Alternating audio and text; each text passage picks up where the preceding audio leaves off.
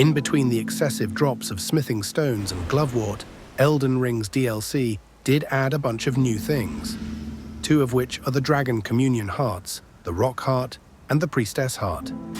There is a difference between the two. It's not a big one, but it's important enough that if you genuinely play with mostly dragon incantations and plan to use these, then you'd need to know the difference. Let's start with the Priestess Heart. It's technically the easiest to get, since I'm sure there's been many people that got it by accident. To get this one, all you need to do is kill Baal, and then head to the Dragon Communion altar. The priestess will be gone, and the heart will be in her place. If you give her Thiolia's concoction, then you'll just end up getting her spirit summons. So first off, you need to be naked to use this item. Then once you use it, you'll transform into a dragon. You need to use it once more in dragon form to activate the temporary buff. This gives you 7% damage negation across the board and 70 resistances. It boosts Dragon Cult incantations damage by 20% damage, and the buff can stack with Golden Vow.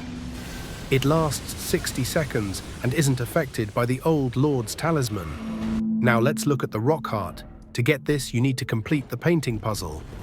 Starting off at the storehouse first floor site of Grace, go back down the elevator and run past the Fire Knight. Sticking to the left, jump on down onto the platform below.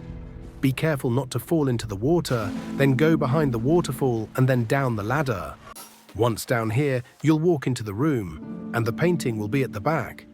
Now to collect the reward, we obviously have to go to the spot that the painting shows. So head to the jagged peak mountainside site of Grace and make your way up the path until you get to the Spirit Spring, then take it up towards the west. Once you land, go up the pathway and jump up the big rock at the back. You'll know the rock because it has a patch of grass on it. Now just collect your reward and head back.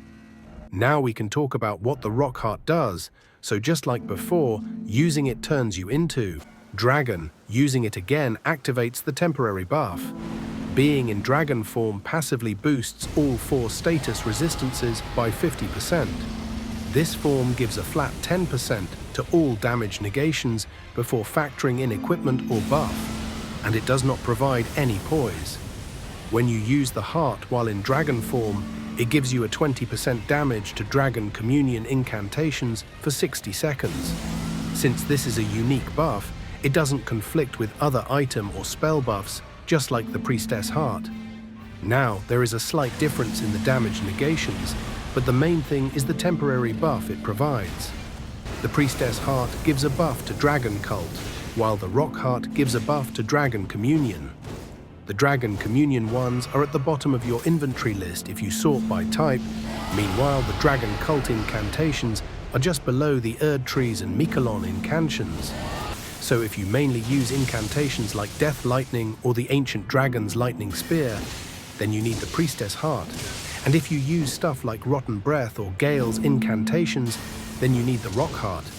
And they both require you to die before you can revert back your appearance. In the end, the only real difference is the incantations they buff.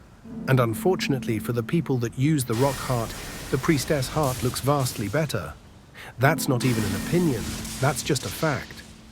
So anyway, if you watched until this point, then thanks for sticking around.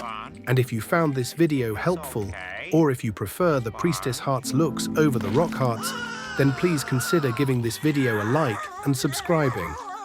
It would really help out the channel and mean a lot to me. That's about it. Until next time.